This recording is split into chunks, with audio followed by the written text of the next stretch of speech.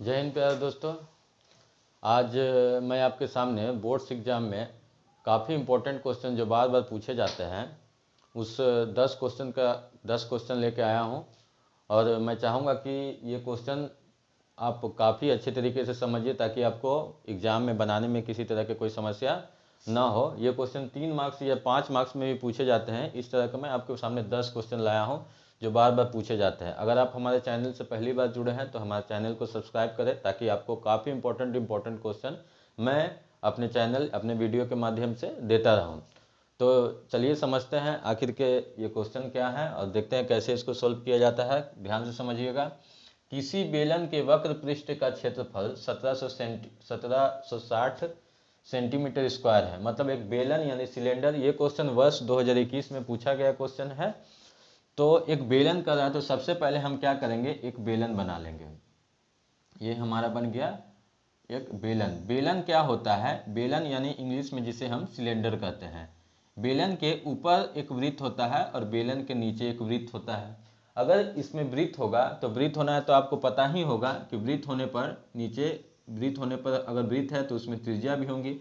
और इसकी क्वेश्चन में दिया गया है कि आधार की त्रिज्या, आधार कैसा है? इसका वृत्ताकार है। आधार की त्रिज्या 14 सेंटीमीटर है। आधार की त्रिज्या कितनी कर रही है? 14 सेंटीमीटर है। तो बेलन की ऊंचाई ज्ञात करें। बेलन की ऊंचाई ये होगा यानी कि हाइट होगा, यानी कि h बराबर हमारा क्वेश्चन मार्क। और दिया क्या है? किसी बेलन के वक्र पृष्ठ का क्षेत्रफल यानी कि एरिया दिया गया है। क्या दिया गया है? तो वक्र पृष्ठ का क्षेत्रफल क्या दिया गया है? 1760 सेंटीमीटर स्क्वायर। सबसे पहले आपको बनाने से पहले किसी भी क्वेश्चन का आपको ये पता होना चाहिए कि उस क्वेश्चन में हमें क्या क्या चीज़ें दी गई हैं और हमें क्या चीज़ें निकालने हैं। तो हम देख रहे हैं कि एक बेलन है और बेलन की त्रिज्या दी गई है 14 सेंटीमीटर और इसका वक्र पृष्ठ दिया गया है 1760 सेंटीमीटर स्क्वायर। तो हमने जो जो चीज़ दिया गया है क्वेश्चन में उसको आसान अच्छी तरीके से लिख लिया है ताकि हमें निकालने में सुविधा हो। r बराबर 14 सेंटीमीटर, h का यानी कि ये h बराबर क्वेश्चन मार्क, ये इसकी कितनी हाइट है, ऊंचाई है, हमें यही निकालना है। और त्रिज्या दी गई है इसकी 14 सेंटीमीटर। ठीक है। तो वक्र पृष्ठ दिया है तो हमें सबसे पहले क्या करना, अगर वक्र पृष्ठ दिया है तो ठीक हमें इसके नीचे लिखना होगा वक्र पृष्ठ। बेलन का वक्र पृष्ठ का क्षेत्रफल होता है, वक्र पृष्ठ का क्षेत्रफल होता है 2 पाई आर। वक्र पृष्ठ होता है 2 पाई आर एच और संपूर्ण क्षेत्रफल होता है, संपूर्ण क्षेत्रफल कैसे निकालते हैं? इस वक्र पृष्ठ के क्षेत्रफल में 2 पाई आर एच में हम क्या करते हैं, ऊपर एक सर्किल बनता है और नीचे एक सर्किल बनता है। इसका मतलब इस बेलन में 2 सर्किल बनते हैं। तो हमें क्या करना होगा, ये दोनों सर्किल के एरिया को आपस में क्या कर देना होगा, जोड़ देना होगा। यानी वक्र पृष्ठ के क्षेत्रफल में दोनों वृत्तों के क्षेत्रफल को, किसके बोला मैंने? वक्र पृष्ठ के क्षेत्रफल में दोनों वृत्तों के क्षेत्रफल को अगर हम जोड़ देते हैं तो हमें संपूर्ण क्षेत्रफल, संपूर्ण कहने मतलब वक्र पृष्ठ के साथ साथ उस दोनों वृत्त का भी क्षेत्रफल बेलन का। तो आप देख रहे होंगे कि इन दोनों में हमें कुछ कॉमन मिल रहा है, 2 पाई आर और पाई आर। पाई आर कॉमन मिल रहा है तो हम क्या करेंगे, 2 पाई आर स्क्वायर। तो टू क्यों मैंने लिखा? क्योंकि एक पाई आर स्क्वायर इधर और एक पाई स्क्वायर मिला के 2 पाई स्क्वायर। अब 2 हमें कॉमन मिल रहा है, इन दोनों में पाई कॉमन मिल रहा है और आर मिल रहा है, तो सिर्फ इधर बच जाएगा एच और इधर बच जाएगा आर। ये हो गया बेलन का संपूर्ण पृष्ठ क्षेत्रफल। और बेलन का आयतन का फॉर्मूला होता है, आयतन कभी भी हम आपको बता देना चाहेंगे कि कभी भी क्षेत्रफल को, किसी भी आधार के क्षेत्रफल को अगर ऊंचाई से हम गुना करेंगे तो हमेशा आयतन यानी कि वॉल्यूम निकलेगा। क्या बोला मैंने? कभी भी क्षेत्रफल को अगर ऊंचाई से गुना किया जाता है तो आधार का क्षेत्रफल होता है pi r square, pi r square और ऊंचाई होता है एच, यानी ये हो गया पाई आर स्क्वायर एच। ये 3 फॉर्मूला है जिसके तहत आप बेलन के किसी भी क्वेश्चन को काफ़ी अच्छे तरीके से सॉल्व कर सकते हैं। तो चलिए हम ये क्वेश्चन को बनाते हैं। फिर से मैं चाहूँगा क्वेश्चन आपको समझाने का प्रयास करूँगा। क्षेत्रफल दिया गया है, क्षेत्रफल दिया गया है बेलन का यानी सिलेंडर का, त्रिज्या दिया गया है और आपको ऊंचाई निकालने को कह रहा है। तो बेलन का वक्र पृष्ठ के सामने हम इसके फॉर्मूला को लिख देंगे, 2 पाई आर एच होता है जैसा कि मैंने आप देख रहे होंगे यहाँ लिख के दिखाया है। और यही हो गया 1760 सेंटीमीटर स्क्वायर। तो 2 उसी तरह से लिख देंगे। पाई का वैल्यू होता है 22/7, आर का वैल्यू दिया है 14 और हाइट कुछ दिया हुआ नहीं है तो हाइट के जगह पे आप एक्स भी मान सकते हैं या हाइट को एच ही छोड़ सकते हैं। क्या बोला मैंने? हाइट के जगह पे आप एक्स भी मान सकते हैं या एच ही छोड़ सकते हैं। एच यानी कि 1760। अब जैसा आप देख रहे हो कि 7 2 जा 14 और यहाँ हमें आ गया 2 2 जा 4 यानी 2 दूना 4 गुना 22 और गुना एच और ये 1760। तो एच का वैल्यू अगर आपको निकालने के लिए कहा जाए तो आप इसको काटेंगे, इधर से ही मैं काट के बताता हूँ। 4 चौके 16, 4 चौके 16, फिर 4 चौके 16 और 0, फिर इसे जब काटिएगा तो 22 दूना 44 यानी कि एच का वैल्यू आ गया आपका 20 सेंटीमीटर। एच का वैल्यू कितना आ गया? एच का वैल्यू आ गया आपका कितना? 20 सेंटीमीटर। ये क्वेश्चन बार बार लगभग एग्जाम में पूछे जाते हैं। बेलन से रिलेटेड, मेंसुरेशन या क्षेत्रमिति से रिलेटेड अगर क्वेश्चन आते हैं तो बेलन से इसी क्वेश्चन को उठाया जाता है। फिर से मैं एक बार समझाना चाहूँगा, किसी बेलन का वक्र पृष्ठ जो भी क्वेश्चन में दिया है आप पहले उसे लिख लेंगे। वक्र पृष्ठ दिया गया है 1760 सेंटीमीटर स्क्वायर, इसकी त्रिज्या दी गई है 14 और एच का वैल्यू निकालना था। जब वक्र पृष्ठ दिया था तो हमने वक्र पृष्ठ का फॉर्मूला लिखा। अगर आयतन दिया होता यानी वॉल्यूम तो हम वॉल्यूम का फॉर्मूला लिखते हैं। अगर टोटल सरफेस एरिया का दिया हुआ था तो हम जिस भी चीज़ का दिया होता हम उसी का फॉर्मूला लिखेंगे। उसके बाद 2 गुना पाई का वैल्यू रखे और इसको बस क्रॉस काटने के बाद एच का वैल्यू आ गया 20 सेंटीमीटर। ये क्वेश्चन आपको 3 मार्क्स में भी पूछे जा सकते हैं, इसलिए आप इस क्वेश्चन उतारेंगे अपने कॉपी पे और इस क्वेश्चन को बनाने का प्रैक्टिस करेंगे। हो सकता है कि आयतन दे दे, हो सकता है टोटल संपूर्ण क्षेत्रफल दे दे, कुछ भी दे दे और एक चीज निकालने के लिए कहा जाए तो आप इसी तरीके से इस क्वेश्चन को सॉल्व करेंगे। चलिए, तो ये ट्रिगो का काफ़ी इंपॉर्टेंट क्वेश्चन है जो कि ऑब्जेक्टिव में भी कई बार पूछे जाते हैं और सब्जेक्टिव में भी कई बार पूछे जाते हैं। तो हम लोग ध्यान से इस क्वेश्चन को समझेंगे। इस क्वेश्चन को बनाने से पहले आपको कुछ फार्मूला है जो पता होना चाहिए, उसी के आधार पे आपको इस क्वेश्चन को बनाने में सुविधा होगी। जैसे कि क्वेश्चन में, जैसे कि आप त्रिकोणमिति का एक चैप्टर है 90 डिग्री माइनस थीटा वाला चैप्टर, जैसे उसी के आधार पे ये क्वेश्चन बनेगा। tan 90 degree minus theta equal to cot theta. इसी फार्मूला पे आप इस क्वेश्चन को काफ़ी आसानी से सॉल्व कर सकेंगे। सबसे पहले आपको इसको इस प्रश्न बनाने से पहले क्या करना होगा कि दो ऐसे को एक साथ रखना होगा जिसका कि योग यानी कि सम 90 डिग्री आता है। जैसे कि आप देख रहे होंगे कि यहाँ पे tan 10 डिग्री और tan 80 डिग्री, इस तरह के क्वेश्चन में इस फॉर्मूला के आधार पर उसी क्वेश्चन को सॉल्व किया जाता है जिसका कि कोई एग्जैक्ट वैल्यू नहीं होता है। जैसे कि आप ट्रिगो पढ़े होंगे तो उसमें मान का एक वैल्यू का चार्ट होगा। उस चार्ट में 0 डिग्री, 30 डिग्री, 45 डिग्री, 90 डिग्री और 60 डिग्री का वैल्यू होता है, जबकि 10 डिग्री और 15 डिग्री और 75 डिग्री और 80 डिग्री का वैल्यू नहीं दिया होता है। तो इस तरह के प्रश्नों को सॉल्व करने के लिए हमें क्या करना होगा, हमें सबसे पहले ये करना होगा कि उन दो को एक साथ रखें जिनका कि सम 90 डिग्री आता है। क्या बोला मैंने? उन दो को एक साथ रखा जाएगा जिनका कि सम 90 डिग्री आता है। जैसे कि आप देख रहे होंगे कि tan 10 डिग्री और tan 80 डिग्री को जोड़ने पर 90 डिग्री आता है, तो हम इन दोनों को एक साथ रखेंगे। tan 10 degree into tan 80 degree. फिर उसके बाद आप पा रहे होंगे कि ये tan 75 डिग्री और tan 15 डिग्री को जोड़ने पर एक साथ 90 आता है, यानी कि tan 15 degree into tan 75 degree. ऐसा हम क्यों करेंगे मैं आपको बताऊंगा। तो tan 10 डिग्री यहाँ मैंने लिख दिया और क्या करना होगा कि एक tan में छोड़ना होगा जबकि दूसरा को cot में बदलना होगा। इन दोनों में से एक को tan में छोड़ना होगा जबकि दूसरा को cot में बदलना होगा। वो आप कैसे करेंगे? यहाँ हम आपको फॉर्मूला बताते हैं कि tan theta into cot theta equal to 1। ये दो फॉर्मूला के आधार पे आपको इस क्वेश्चन को सॉल्व करना होगा। कभी भी दो अपोजिट रेशियो को प्रोडक्ट यानी कि गुणनफल हमेशा 1 आता है। tan का अपोजिट होता है cot, यानी tan theta into cot theta equal to 1। कैसे आप देखेंगे? tan थीटा इक्वल टू होता है p बट्टा b और cot थीटा b बट्टा p। ये p से p, b से b कटने पे इसका प्रोडक्ट कितना आएगा? 1। उसी तरह से साइन को अगर cos से गुना करेंगे तो 1 आएगा, cos को sec से गुना करेंगे तो 1 आएगा और tan को cot से गुना करने पर भी 1 आएगा। तो हम क्या करेंगे, इस tan 80 डिग्री को cot में चेंज करने का प्रयास करेंगे। कैसे करेंगे?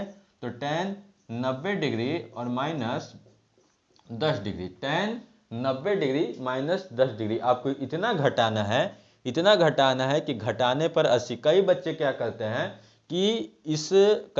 करते हैं कि यहाँ पे 90 माइनस 80 ही कर देते हैं। 90 माइनस 80 करने पे क्या आपका 80 डिग्री आएगा? नहीं, हमें इस आधार पे सोचना है कि हम कितना घटाएं। जैसे मैं आपको ये समझाना चाहूँगा, कि अगर मान लीजिए आपको 70 डिग्री दिया है तो आपको 70 लाना है, तो 90 में से हम कितना घटाए कि 70 आए, तो 90 में से अगर 20 घटाएंगे तो 70 आएगा। मान लो यहाँ पे हमें 60 डिग्री दिया है, तो हम 90 में से कितना घटाए कि 60 आएगा। बच्चे क्या करते हैं, यहाँ 60 लिख देते हैं, जो कि ये पूरी तरह से गलत है। ये 30 होगा। आप ही सोचिए कि 60 कब आएगा, जब 90 में से 60 घटाएंगे तब 60 आएगा, कि 90 में से 30 घटाएंगे तब 60 आएगा। तो बच्चे मिस्टेक कर देते हैं कि यहाँ 60 लिख देते हैं, ऐसा करना नहीं है। हमें क्या करना है कि ये सोचना है कि कितना घटाए हम, 90 में से कितना घटाए हम कि ये वैल्यू प्राप्त हो जाए। तो 10 डिग्री हमने ऐसे ही लिखा, और 80 डिग्री कब आएगा, जब 90 में से 10 घटाएंगे। फिर ठीक इसी तरह से इंटू देने के बाद एक को हम ऐसे ही रखेंगे tan 15 डिग्री, और उसके बाद क्या करेंगे, हम पीछे वाले को चेंज करेंगे tan 90 डिग्री, और कितना घटाए कि 75 है। तो आप खुद ही पा रहे होंगे कि जब 15 घटाएंगे तो 75। ऐसा हमने क्यों किया, ऐसा हमने ये इसलिए किया ताकि ये आसानी से इस फॉर्मूला पे बैठ जाए। ऐसा हमने इसलिए किया ताकि ये फॉर्मूला पे आसानी से बैठ जाए। अब आप देख रहे होंगे कि हम tan 10 डिग्री को इसी तरह से उतारेंगे, और tan 90 minus theta equal to होता है, tan 90 minus theta equal to कौन सा थीटा होगा, cot थीटा। cot और थीटा का वैल्यू कितना है, 10 हमने लिख दिया इंटू, फिर tan 15 डिग्री हम इसी तरह से लिखेंगे, और फिर tan 90 minus theta equal to कौन सा थीटा होता है, cot थीटा, ये cot 15 डिग्री। अब आप पा रहे होंगे कि ये जब पेयर में आता है, जोड़े में आता है, तो एक tan में है और दूसरा cot में है, और साथ ही साथ एक tan में है और दूसरा कॉट में, और साथ ही साथ इन दोनों का वैल्यू भी एक है, यहाँ भी 10 है और यहाँ भी 10 है। तो ये फॉर्मूला पे आसानी से बैठ गया, tan theta into cot theta equal to 1, और गुना tan theta into cot theta equal to 1, यानी इसका वैल्यू क्या हो गया, 1। आप देख रहे होंगे अगर आपको ऑब्जेक्टिव में है तो आप डायरेक्ट इसका आंसर 1 कर सकते थे। क्यों, क्योंकि tan को जब ये एक tan 10 डिग्री है और दूसरा tan 80 डिग्री है, tan 10 डिग्री और 80 डिग्री का मल्टीप्लिकेशन एक को कॉट में छोड़ेंगे, दूसरा को tan में बदलेंगे तो 1 आएगा। और ठीक इसी तरह से भी इसको भी अगर हम चेंज करेंगे तो उसका ये वैल्यू 1 आएगा। अगर मान लीजिए इसके साथ क्वेश्चन में कई बार √3 दे देता है तो उसका आंसर कितना आ जाएगा, अगर जितना वैल्यू आगे दिया है वही उसका वैल्यू आ जाएगा। ऑब्जेक्टिव में अगर आता है तो आप इसका डायरेक्ट वैल्यू 1 लिख सकते हैं, किस कंडीशन में, जब आगे कुछ दिया हुआ नहीं है। अगर आगे जो वैल्यू दिया गया है आप उस वैल्यू को रखेंगे तो इसका आंसर जितना वैल्यू दिया गया है वही वैल्यू आएगा। ये क्वेश्चन काफ़ी इंपॉर्टेंट है, पिछले वर्ष पूछा गया क्वेश्चन है और इससे रिलेटेड क्वेश्चन पूछा ही जाएगा। अगर आपको इस चैप्टर का, इस टाइप के क्वेश्चन का पूरा कॉन्सेप्ट देखना है तो मेरे प्रीवियस वीडियो में इस चैप्टर का पूरा डिटेल आपको पढ़ाया गया है, आप वहाँ से जाके देख सकते हैं। चलिए तो अगले प्रश्न की तरफ बढ़ते हैं। ये प्रश्न ईपी का है, यानी अर्थमेटिक प्रोग्रेशन, यानी समांतर श्रेणी का है। मैं आपको इस क्वेश्चन बताने से पहले कुछ एपी का कॉन्सेप्ट बताना चाहूँगा। एपी के बारे में मैंने अपने पिछले वीडियो में पढ़ा चुका, अगर आप एपी नहीं पढ़े हैं तो हमारे उस वीडियो पे जाके आप देख सकते हैं, पूरा एपी का कॉन्सेप्ट समझ सकते हैं, फिर इस क्वेश्चन को समझने में आसानी होगा। अच्छा, फिर चलिए समझते हैं। समांतर श्रेणी, हम समांतर श्रेणी में कुछ सीरीज यानी टर्म्स दिए होते हैं, आखिर के उस टर्म्स को हम एपी में कब कह सकते हैं।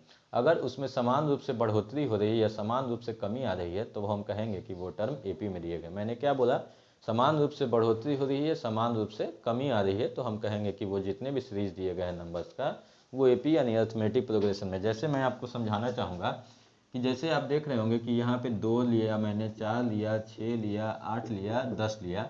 आपको बोला जाए कि ये एपी में है कि नहीं, तो हम देखेंगे, चेक करेंगे। कैसे चेक करेंगे, इसको पीछे वाले टर्म्स को बार बार घटा के हम देखते हैं। 4 में से 2 घटाने पे 2 आया है, 6 में से 4 घटाने पर भी 2, 8 में से 6 घटाने पर भी 2, और 10 में से 8 घटाने पर भी 2। तो आप पा रहे होंगे कि हमेशा एक बराबर इसमें बढ़ोतरी हो रही है। तो ये टर्म एपी में है। इसका ये पहला टर्म होता है जिसे हम ए से डिनोट करते हैं, और ये अंतिम टर्म होता है जिसे कि हम टीएन से डिनोट करते हैं। कॉमन डिफरेंस एक आता है। कॉमन डिफरेंस क्या होता है, पीछे वाले टर्म्स को आगे वाले टर्म्स में जितने बढ़ोतरी हो रही है बार बार या जितने की कमी हो रही है वही कॉमन डिफरेंस कहलाता है। तो इसमें कॉमन डिफरेंस के स्थान पे कितना है, 2 है, और इसमें टीएन के स्थान पे 10 है, और फर्स्ट टर्म यानी पहला पद के स्थान पे 2 है। तो चलिए आगे समझते हैं। समांतर श्रेणी 21, 42, 63 और 84 का कौन सा पद 482 होगा। मतलब कि एपी में कुछ टर्म दिए गए हैं, 21 दिए गए हैं, 42 दिए गए हैं, 63 दिए गए हैं, 84 दिए गए हैं, और यहाँ पे 420 भी सबसे लास्ट में यानी अंतिम पद दिया गया है। आपको बताना है कि अगर हम सबसे पहले आप चेक कीजिए कि क्या ये दिए गए टर्म एपी में है कि नहीं है। तो आप देख रहे होंगे कि जब 42 में से हम 42 में से 21 घटाते हैं तो 21 आता है, 63 में से 42 घटाए तो भी 21 आता है, और 84 में से 63 घटाते हैं तो भी 21 आता है। अर्थात हम कह सकते हैं कि ये जो दिया गया टर्म है वो एपी में है। क्या बोला, पीछे वाले टर्म्स को आगे वाले टर्म से घटा के अगर हर बार एक समान रूप से डिफरेंस आता है, अंतर आता है, तो हम कहते हैं कि वो टर्म एपी में है। तो इसका क्वेश्चन में आपको कह रहा है कि अगर हम 21, 42, 63, 84 इस तरह से बढ़ते बढ़ते जब 420 तक पहुंचते हैं तो वो कैमा नंबर में आता है। जैसे कि आप देखिए ये 21, 42, 83, 84 के बारे में पूछे थे, 84 कैमा नंबर में आया, 1, 2, 3, 4, चौथे नंबर पे आया। ये कितने नंबर में आया, 4th नंबर में आया। तो उसी तरह से जो 420 है वो कितने नंबर में आएगा। तो क्वेश्चन में जो जो टर्म्स दिए गए हैं हम सबसे पहले उस टर्म्स को उतारेंगे। सबसे पहले पहला टर्म इसका दिया गया है 21, इसके डी का वैल्यू क्या होगा, पीछे वाले टर्म्स को आगे वाले टर्म से घटाएंगे। 42 में से 21 घटाने पर आ गया आपका वैल्यू 21, और सबसे लास्ट में कितने दिए गए हैं 420। तो यानी कि ये हो गया टीएन बराबर हो गया, सबसे लास्ट टर्म हो गया 420। ये जो टीएन मैंने लिखा है इस टीएन के फॉर्मूला पर ही आप इस क्वेश्चन को निकाल सकते हैं, मतलब वो कितने नंबर में आएगा। टीएन यानी लास्ट टर्म का फॉर्मूला होता है a plus N minus 1 into में डी। इस फॉर्मूला पे आप इस क्वेश्चन को काफ़ी अच्छे तरीके से सॉल्व कर सकते हैं। तो T N equal to formula जैसा दिया है मैं उस तरह से लिखूंगा, a प्लस एन माइनस 1 और इंटू में डी इक्वल टू 420। अब आप जैसे जैसे जिसका जिसका वैल्यू दिया गया है हम उसको लिखते जाएंगे। a का वैल्यू 21 तो इसलिए यहाँ 21 भर देंगे। n का वैल्यू हमें पता नहीं है, यही तो हमें निकालना है कि n बराबर कितना होगा, यानी कि कितने नंबर पे ये आएगा। तो n माइनस 1 यानी n को इसी तरह से छोड़ देंगे, 1 भी छोड़ देंगे, 1 उतार के, और d का वैल्यू आप देख रहे होंगे कि d का वैल्यू पीछे वाले टर्म्स को आगे वाले टर्म से घटाने पे कितना आता है 21, और ये हो गया 420। अब हम क्या करेंगे कि n माइनस 1 और गुना 21 को इसी तरह से लिखेंगे, और ये 420, और इधर प्लस में जो 21 है इधर जाने पे ये कहाँ आ जाएगा, माइनस में आ जाएगा। 21 को n से गुना करने पर 21n, और 21 को 1 से गुना करने पर 21, और बराबर, और यहाँ पे कितना होगा 420 में से हम घटा देंगे, कितना घटा देंगे, आप देख रहे होंगे कि 420 यहाँ लिख देने पर, और ये माइनस 21, जब इधर माइनस में 21 है इधर जाने पर 21 प्लस में आएगा, तो माइनस 21 प्लस 21 क्या हो जाएगा, कट जाएगा। तो यानी कि आ गया 21, n बराबर आ गया 420, यानी n बराबर अब क्या लिख सकते हैं 420 अब बट्टा में 21, काटने पर आ गया 21 दूना 42, यानी कि कितना आ गया 20, यानी n का वैल्यू आपको कितना आ गया 20, यानी कि 20वां नंबर में जब आप इस तरह से बढ़ेंगे 21, 42, 63, 84, तो 20वां नंबर में आपको कितना आ जाएगा 420 आएगा। आपको यही इस क्वेश्चन में कह रहा था। अगर आप एपी के क्वेश्चन नहीं पढ़े हैं कॉन्सेप्ट, तो हमारे वीडियो में दिए गए हैं, वीडियो में बताया गया है, उस प्रीवियस वीडियो में आप जाके एपी के पूरे कॉन्सेप्ट को पढ़ सकते हैं। ये था ये क्वेश्चन, उम्मीद है कि आपको अच्छे तरीके से समझ में आया होगा। तो चलिए अगले प्रश्न की ओर बढ़ते हैं। ये प्रश्न भी बोर्ड पॉइंट ऑफ व्यू से काफ़ी इंपॉर्टेंट है। लगभग प्रत्येक वर्ष इस चैप्टर में से इस टाइप के क्वेश्चन पूछे जाते हैं। यही क्वेश्चन डिजिट नंबर वो सब सेम रहता है, तो इस क्वेश्चन को भी काफ़ी बारीकी से आप समझिएगा। जैसा कि देख रहे होंगे आप क्वेश्चन में, एक वृत्त जिसकी त्रिज्या 21 सेंटीमीटर है में चाप की लंबाई क्या होगी जो वृत्त के केंद्र पर 60 डिग्री का कोण बनाता है। जैसे कि सबसे पहले आपको इस क्वेश्चन को बनाने से पहले मैं आपको चाप क्या है या किस तरह से इसका फिगर बनेगा मैं वो समझाना चाहूँगा। ये एक वृत्त दिया गया है क्वेश्चन के अकॉर्डिंग, एक वृत्त है जिसकी त्रिज्या चाप के साथ, चाप यानी कि ये एक त्रिज्या होगा और ये त्रिज्या, ये चाप त्रिज्या खंड हो गया, ये हो गया त्रिज्या खंड जिसकी त्रिज्या 21 और 21, और केंद्र के साथ कितने डिग्री के कोण बना रही है 60 डिग्री का कोण बना रही है। अगर ये त्रिज्या होता है, सिंपल से समझिएगा पहले, अगर मान लीजिए ये त्रिज्या खंड है और ये त्रिज्या है और ये त्रिज्या O और A और B, तो इसका त्रिज्या खंड का फॉर्मूला, और ये बीच में एंगल थीटा बना रहा है, बीच में दोनों त्रिज्याओं के द्वारा ये त्रिज्या खंड है इसमें थीटा एंगल बनाया है, तो त्रिज्या खंड का क्षेत्रफल इक्वल टू होता है, त्रिज्या खंड का क्षेत्रफल बराबर होता है पाई आर स्क्वायर थीटा, जितना डिग्री का एंगल बनाएगा वो बाय 360 डिग्री, ये इसका क्षेत्रफल हो गया। अगर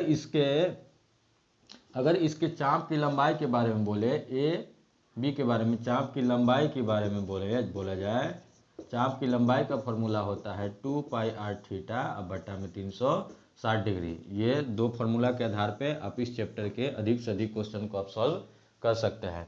तो जैसा कि देख रहे होंगे, एक वृत्त जिसकी त्रिज्या 21 सेंटीमीटर, यानी कि हम यहाँ पे क्या बना लेंगे, एक छोटा सा वृत्त बना लेंगे जिसकी त्रिज्या खंड बनाया गया है जिसे 21 सेंटीमीटर त्रिज्या से, तो ये भी 21 सेंटीमीटर होगा। मान लो ये वृत्त का केंद्र है और ये भी कितना सेंटीमीटर होगा, 21 सेंटीमीटर, और इसके केंद्र के साथ दोनों त्रिज्याओं के द्वारा कितने डिग्री का कोण बनाया जा रहा है, 60 डिग्री में। और आपको कहा जा रहा है कि नाम दे देते हैं ए ओ बी, यानी ए बी ये चाप हो गया, ए बी जो हो गया ये क्या हो गई, चाप हो गई। तो इसी चाप का आपको चाप की लंबाई ज्ञात करने के लिए कहा जा रहा है। तो चाप की लंबाई का फॉर्मूला होता है, क्या होता है, 2 pi r theta by 360 degree. 360 degree क्यों होता है, क्योंकि पूरा त्रिभुज एक वृत्त, मान लीजिए इस केंद्र यहाँ पे डी नाम दे देते हैं, यहाँ से आप यहाँ पूरा एक बार चक्कर लगाते हैं तो कितना डिग्री का एंगल बनता है, 360 डिग्री का। और थीटा का वैल्यू क्या होगा, जो दोनों त्रिज्याओं के द्वारा बीच में केंद्र बनाया जाता है वही थीटा का वैल्यू।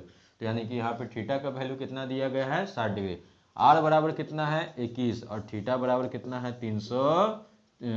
थीटा इक्वल टू कितना डिग्री दिया गया है, 60 डिग्री। तो समझेंगे, फॉर्मूला पे बैठेंगे, 2 गुना पाई का मान हो गया 22/7 गुना आर का वैल्यू कितना दिया है, 21, और बटा गुना में 60 और बटा में कितना, 360 डिग्री। चलिए इसको काटते हैं, 7 से 7 कट गया, इसको 0 से 0 काटे, 6 6 जा 36 कट गया, 2 से काटिएगा 3 होगा, यानी कि 22/3। इस पॉइंट में चेंज कीजिएगा, 3 7 जा 3 3 जा आगे भी आएगा 3, यानी कि यही सेंटीमीटर हो गया इसका आंसर, 7.33 सेंटीमीटर। हमने कुछ नहीं किया, थीटा का वैल्यू दिया गया था, त्रिज्या 21 सेंटीमीटर दिया गया था, चाप की लंबाई की जो फॉर्मूला होती है 2 पाई आर थीटा बटा 360 डिग्री, उसी फॉर्मूला पे इसको बैठा के इस क्वेश्चन को हमने आसानी से सॉल्व किया है।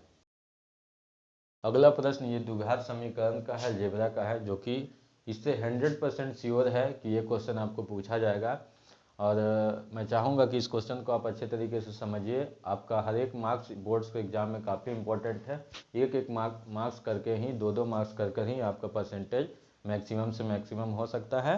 तो चलिए समझते हैं, दिया क्या जा रहा है, द्विघात बहुपद x² + 11x + 30 के शून्यक को ज्ञात कीजिए। यानी कि क्वाड्रेटिक इक्वेशन दिया गया है, इसके 2 जीरो को आपको निकालना है। इसका निकालने का एक फॉर्मूला भी होता है, एक फैक्टराइजेशन यानी कि गुणनखंड मेथड भी होता है। तो हम लोग गुणनखंड मेथड से इसके समझेंगे, एक अल्फा का वैल्यू और दूसरा बीटा का वैल्यू। जैसे कि क्वेश्चन दिया गया है x² + 11x + 30, तो ये क्वेश्चन 8 क्लास से फैक्टराइजेशन स्टार्ट हो सकता है। मैं समझता हूँ कि आप पहले ये चीज़ पढ़ चुके होंगे। तो हमें करना क्या होगा, इस पीछे वाले नंबर को आगे वाले नंबर से मल्टीप्लाई करना होता है। यानी पीछे 30 है तो इसे 1 से मल्टीप्लाई करेंगे तो हमें कितना आएगा, 30। अब इसको आप इस तरह से फैक्टराइज करना है कि 2 नंबर के रूप में तोड़ना है, कि जब जोड़े या घटाए, क्या बोला मैंने, गुना करने पर वो नंबर 30 आना चाहिए, गुना करने पर कितना आना चाहिए, 30 आना चाहिए, या जोड़ने या घटाने पर कितना आना चाहिए, 11x आना चाहिए। तो आप जब देखेंगे तो हम 30 को जब ब्रेक करेंगे तो 6 और 5 के रूप में आएगा। जब 6 को 5 से हम गुना करेंगे तो 30 आएगा, और 6 में 5 को ऐड करेंगे तो कितना आएगा, 11।